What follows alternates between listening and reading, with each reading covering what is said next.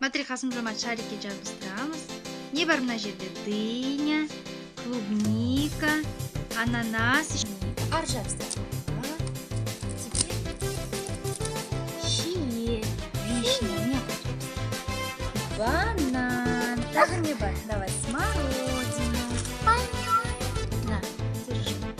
Но нет? Смородину.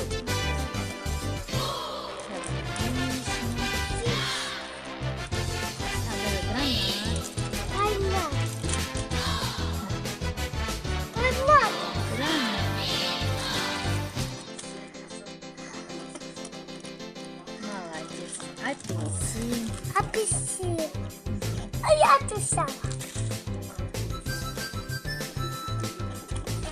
Виноград.